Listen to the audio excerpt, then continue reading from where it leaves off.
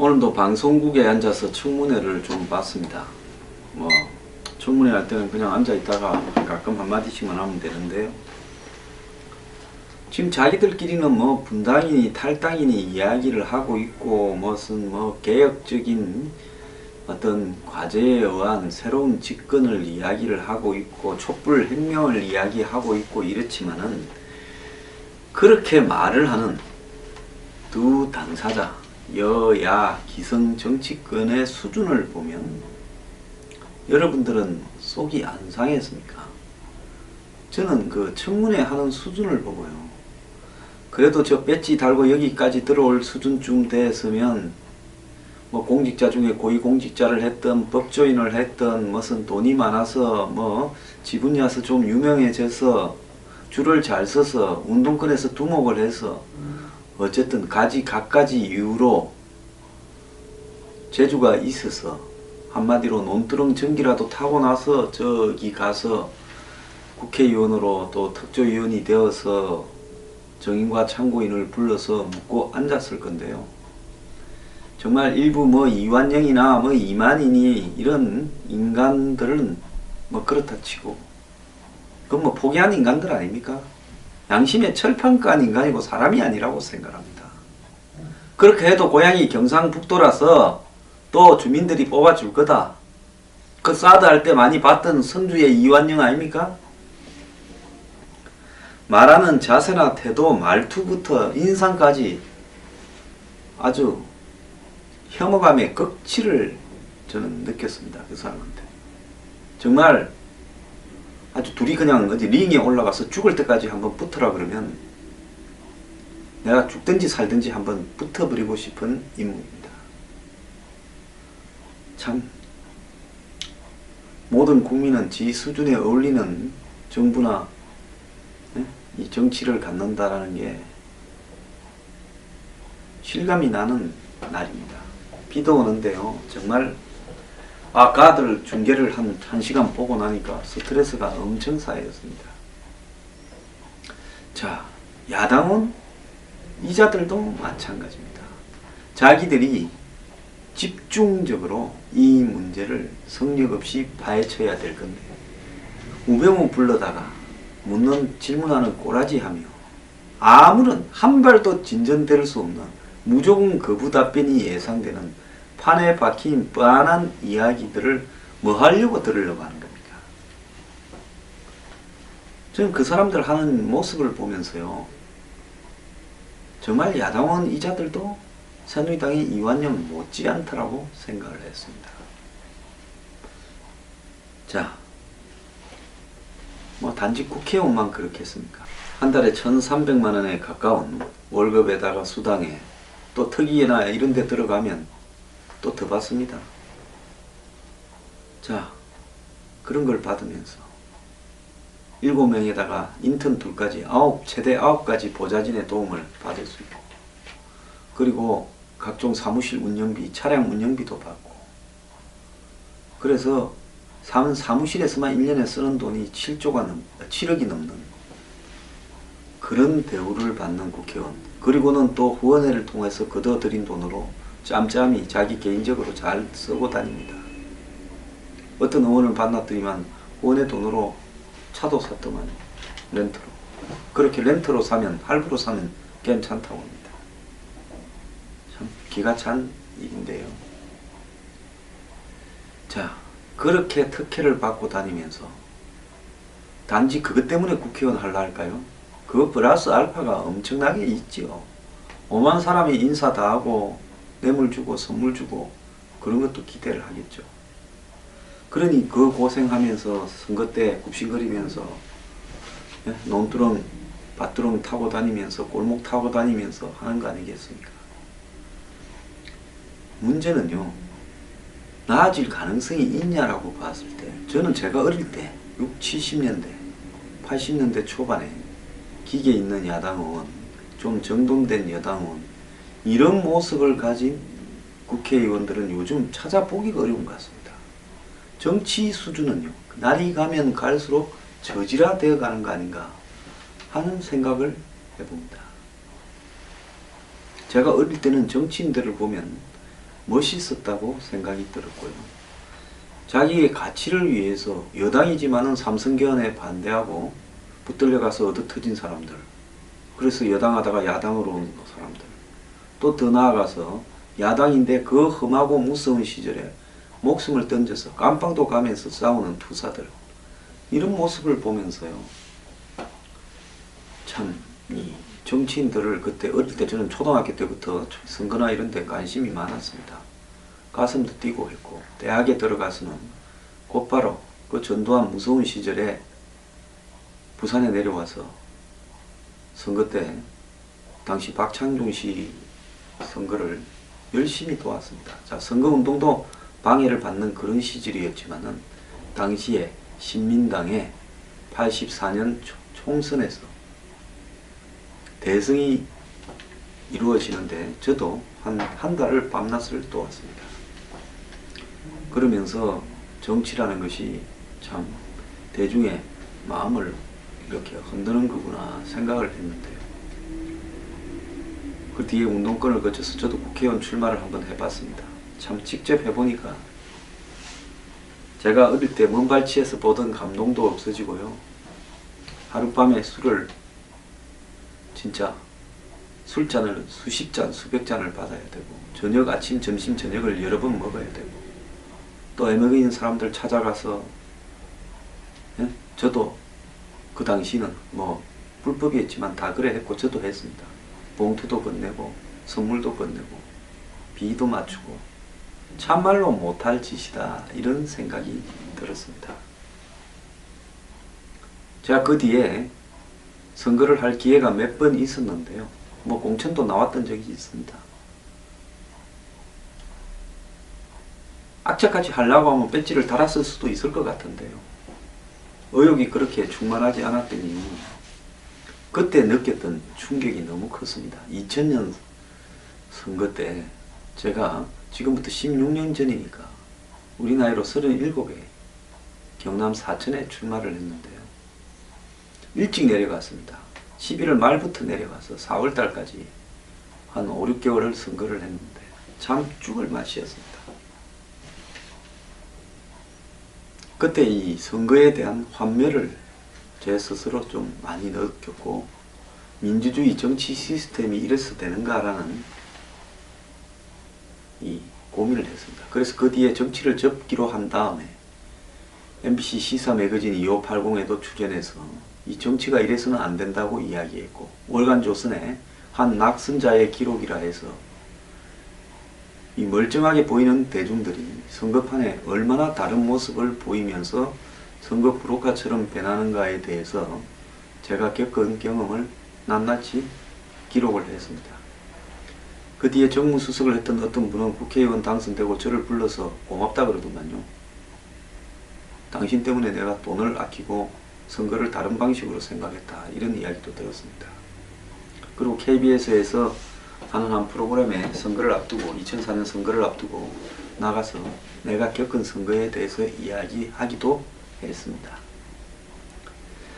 자, 제가 이 정치에 대해서 이렇게 장황하게 이야기를 하는 이유는요, 지금 내년에 아마 여러분들이 생각하는 한 5명 안에서 대통령이 나올 거라고 보고 있습니다. 여야예요. 자, 문재인, 반기문, 안철수, 이재명, 박은순, 뭐 기껏하면 새누리당의 새로운, 지금 새누리당이죠. 곧 탈당하겠지만은 뭐 유승민, 이런 정도일 거라고 보는데요. 뭐 그것도 더 압축하면 3명 안에서 나올 가능성이 매우 크다고 봅니다. 그런데 국민들이 그 서너 명 중에서 누구를 그냥 통과시켜 줘서는 안 된다는 걸 말을 하고 싶은 겁니다. 저는 자칭 보수라는 분들 일각에서 박근혜 대통령을 살려야 되겠다, 또 황교안 총리를 대통령으로 만들겠다, 그건 그분들 자유인데요. 자, 황 총리는 대통령을 하겠다고 한다면, 엊그제 국회에서 비루한 국회의원들이 물었을 때, 그래 내 나갈 수도 있지, 그거 왜 묻습니까? 내가 대행을 하는 날까지 열심히 하고요. 그 다음에는 나도 나갈지 안 나갈지 모르겠다고 말할 정도의 소신은 있어야 되지 않겠느냐. 이왕 지금 황교안이 뭘 하든 시비를 걸 거 아닙니까? 그렇다면 본인은 자신의 가치를 가지고 부딪히면 부딪히는 대로 깨지면 깨지는 대로 가면서 기껏 3달 4달 할 대행에 대해서 뭘 그리 집착할 이유가 있습니까? 부딪힐수록 자기한테 인기가 오를 수 있지도 않겠습니까? 지금 위기가 올수록 자기한테는 기회가 더 될 수도 있지요. 그런데 그 앞에서 출마를 안 합니다라는 모습을 보면서 저 사람이 그럴 만한 그릇은 되는가?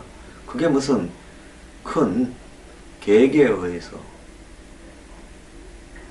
한마디로 괜히 부딪힐 필요가 없으니까 피해가자 해서 그렇게 하는가? 그러려면 처음부터 완전히 납작 엎드려서 대행으로서 최소한의 역할만 하겠습니다. 저는 오버하지도 않겠습니다. 오라 하면 가고 가라 하면 뭐 가고 이런 식으로 하면서 완전히 저 사람은 대통령 출마할 감이 안 되구나 하고 있다가 갑자기 튀어나오면 또 노는 거지요. 어쩔 겁니까? 죽일 겁니까? 살릴 겁니까? 막 대통령 할 듯이 설치고 다니더니만 놓을 거냐 물으니까 안 놓는다. 뭐 황대행 뭐 말할 것도 없고요. 문재인 대표 지금 다 된 듯이 설치입니다. 문 대표, 전 대표, 문 후보죠. 여론조사하면 반기문한테도 이긴다.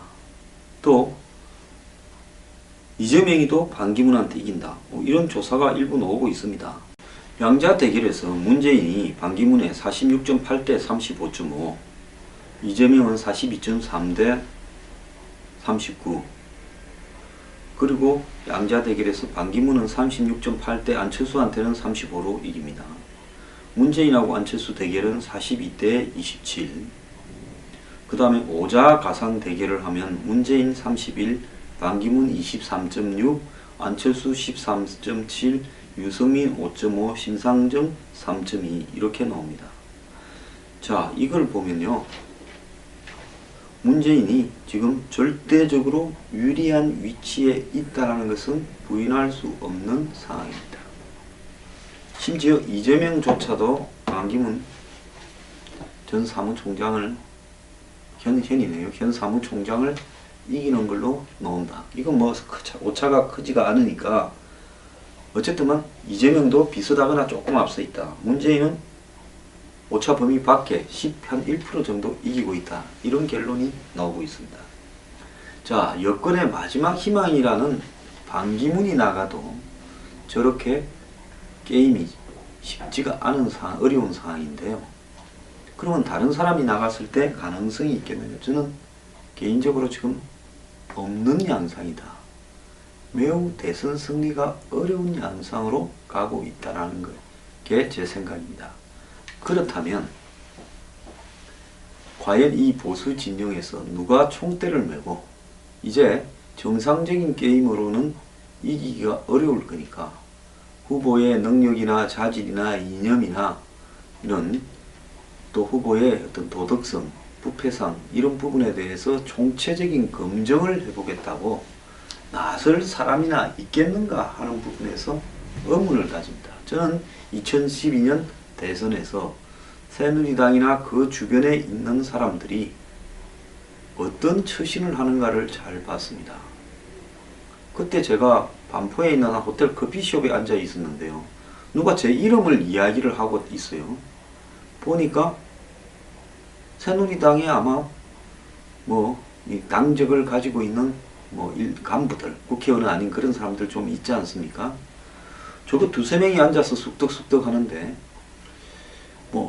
저 안철수 황장수라는 사람이 있는데 곧 책을 내고 검증을 해서 끝낸다더라 어쩐다더라 하면서 자기들끼리 막 이야기를 하고 있었습니다. 그래서 내가 좀 들어보니까 아주 과간이에요. 아니 자기들의 대선 운동을 박근혜 당선시키기 위해서 열심히 할 일이지 무슨 황장수라는 사람이 안철수를 정리를 하면 안철수가 들어가면 박근혜 된다. 이 이야기를 앉아서 2-3시간 동안 쑥덕거리고 있었습니다. 그래서 내가 참 보면서 정말 한심한 당이다 이렇게 생각을 했는데요. 이번에도 문재인 대세론이 가속화될수록 과연 여권이나 보수를 자처하는 사람들 중에 문재인 검증하겠다고 나서서 장렬하게 성패를 떠나서 검증을 할 만한 용기나 배짱이 있는 사람이 나올지도 의문입니다. 저는 새누리당 주변이나 탈당 안 한다는 비박들이 보수 신당을 만든다는데 보수 신당 주변에서 그럴 사람들 없을 거라고 봅니다. 왜? 자기들 스스로가 너무 잘 알아요. 자신들이 주장하는 보수의 이념이나 가치가 그럴 만한 가치가 없는 허위의 가상의 가치라는 것을 너무 잘 알기 때문에 그렇게 할 만한 가치가 없는데 자기들이 성산도 희박한 게임에 몸을 던질 필요가 없다라고 생각할 겁니다. 자, 박근혜 대통령 살려야 된다고 태블릿 PC가 가짜라고 탄핵을 기각시켜야 된다고 하는 분들한테 제가 좀 묻겠습니다. 매일 주말마다 시위를 하겠다라는 보수의 논객들도 있고 그런데요. 그런 분들은 그래 그렇게 종북 척결 문재인 되는 꼴을 못 본다면서 지금 문재인의 무슨 이야기를 하고 있습니까? 아무것도 하지 않고 있지 않습니까? 지금 대선 이미 시작되었습니다. 이렇게 가다가 슬그머니 어느 날 갑자기 2달 만에 끝나버려요. 특별할 게 있을 것 같습니까? 자, 그러면 제가 국민들한테 묻겠습니다. 자, 이명박, 박근혜 두 정권이 잘 못했다, 실망을 줬다라는 걸 인정합니다. 자, 그래서 한번 바꾸자라는 생각을 하는 것도 인정을 합니다. 그렇다면 바꾸는 부분에 제대로 바꿔야 되지 않겠냐는 건데 대안이 없다 보니까 그냥 국회에 많이 들어가 있는 제1당이 되어가는 당이 민주당이다 보니까 그 당이나 호남의 연구를 가지고 있는 국민의당이나 둘 중에 하나를 고를 수밖에 없다. 그래서 문재인을 찍거나 안철수, 또 요즘 민주당 안에서 다크호스로 등장한 이재명, 서희를 찍을 건데 그래도 문재인이 가장 앞서 있지 않겠느냐. 지금 이런 생각을 하는 거 아니겠습니까? 자, 여기에서요. 우리가 돌아가서 최근에 있었던 일을 한번 봅시다. 유병헌 사태 때 전국에서 저 혼자 국회 앞에서 여야의 유병헌으로부터 돈을 받은 사람, 골프채를 받은 사람들을 다 밝혀서 정치권 척결하자고 40일을 시위를 했습니다. 처음에는 1인 시위하다가 40일 동안 했습니다. 제가 그걸 한다고 국회에서 박지원 의원은 당시 황교안 법무장관한테 여야의 정치인들이 유병헌한테 돈 받았다고 주장하는 사람들이 있는데 그 사람들 말이 근거가 있냐 물어서 없다. 그럼 그 사람들 그냥 둘 거냐? 이런 이야기도 나왔고요. 정말 갖가지 수모를 겪었습니다. 그때 대통령 기자회견 하시면서 뭐라 했습니까?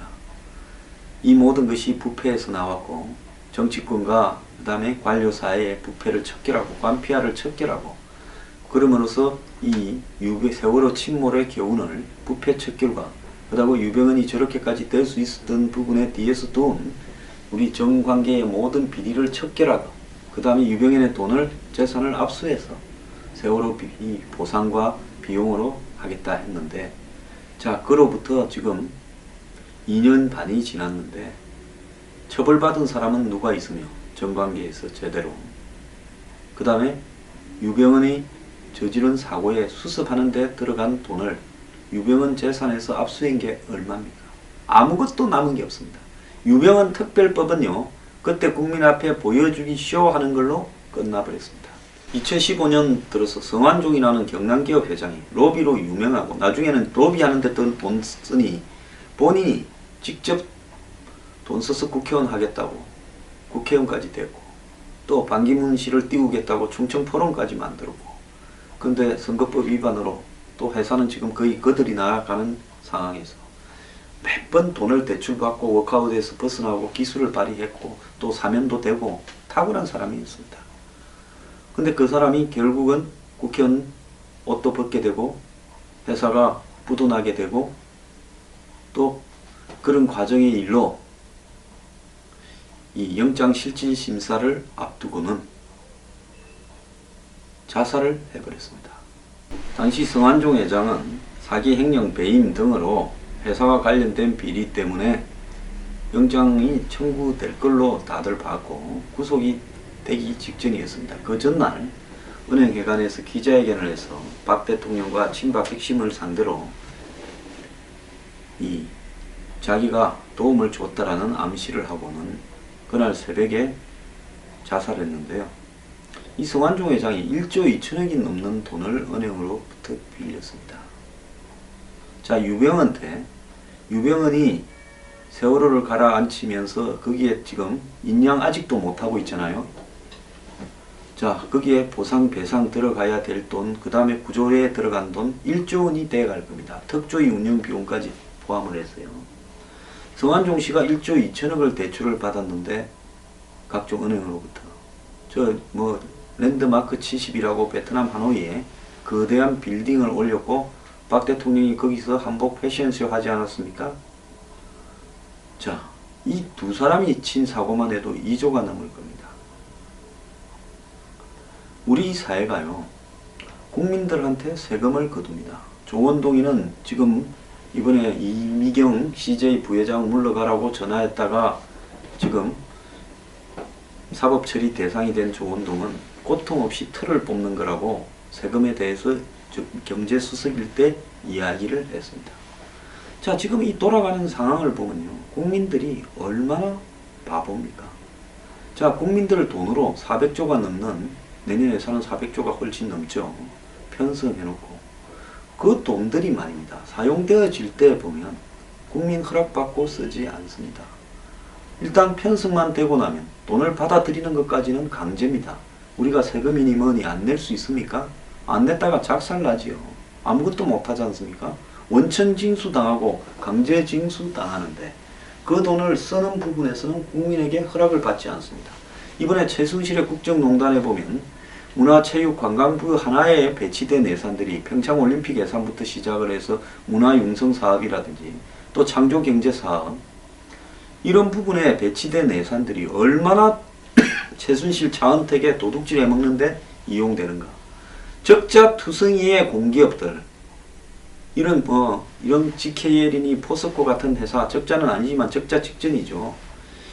그것도 또 운영에 국민의 세금이 다 들어갑니다. 이런 회사들이, 공기업들 대부분이 엄청난 부채에 시달립니다.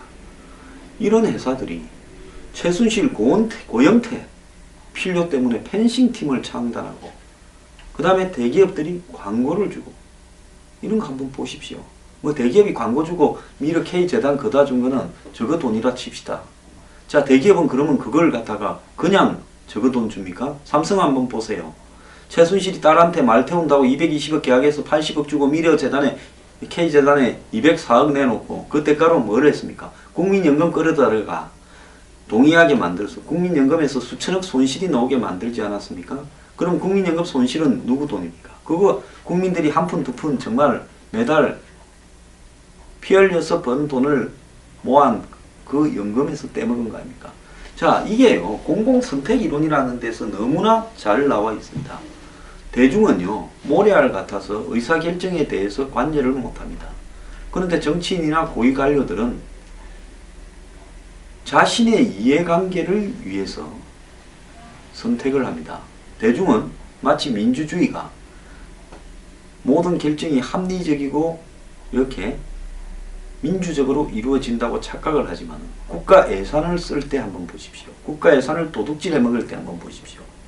그거와 관련된 주요 인사나 정책을 행하는 데 한번 보십시오. 그건 전부 다 대중 전부가 무관심한, 우리는 흩어진 모래알이라서 그게 어떻게 결정되고 어떻게 사용되는지, 그 정책이 뭘 말하는지 잘 모른다. 이 부분을 악용을 해서 소위 몇 명의 권력자와 정치인과 또 그들과 연관된 부패한 자본가들이 다 해먹어버립니다. 그리고 권력 주변에 기생하는 최순실 같은 도둑들이 다 해먹어버립니다. 비선 실세 하나가 해먹은 예산이 얼마나 많을지 한번 생각을 해보십시오. 최태민이가 해먹고 그 딸이 해먹은 돈들이, 그게 재벌들이 냈다 칩시다. 재벌들은 그렇게 돈을 주고 뭘 얻겠습니까? 정부의 예산이나 예산에서 나오는 공사나 예산에서 나오는 각종 발주나 구매나 이런 부분에서 자기들이 준 돈 이상으로 남겨 먹을 만큼 충분히 빼먹지 않겠습니까? 그래서 모든 부패의 원인에는 개인적인 부패가 아니라 권력형 부패는 전부 최종적으로는 세금에서 국민의 돈에서 나가게 되고, 그렇게 도둑질한 돈은 국민들이 그렇게 도둑질 해먹었는지 안 했는지 알지도 못하고요. 뭐 노령연금이다, 안 그러면 무슨 영유아 누리예산이다, 무상급식이다, 반값 등록금이다, 조금씩 나눠주는데 만족해서 같이 뜯어먹는 공범이 되어버리면서 진짜 큰 거대한 피 같은 국가 예산이나 세금은 다 사라지게 되어버린다는 겁니다. 그래서요, 절대적으로 내년 대선에는 이런 부패한 정치인이 대통령의 근처도 못 오게 해야 되고, 한번 도둑질 해먹은 놈은 계속 해먹습니다. 그런 부분을 가지고 지금 검정에 들어가서 얼마나 부패한 경력이 있는가, 사돈 8촌까지도 뒤져야 될 건데요. 아무도 말하고 있지 않습니다. 어떤 언론도 말합니다. 언론들요, 이번에 딱 보면 눈치 빠릅니다. 대선 물 건너 갔구나. 괜히 우리 기어 들어가지고 할 거 없다. 되는 대로 가자. 그리고 입 다물자. 뭐 지금 헌재에서 탄핵 인용할 때까지는 대선 국민이라는 걸 그냥 예서 모른 척하면 되지 않습니까? 이렇게 모든 것이 끝나가는 겁니다. 자, 국민 여러분, 이제 정신을 차려야 됩니다. 이번 대선에서요, 부패 부분에 있어서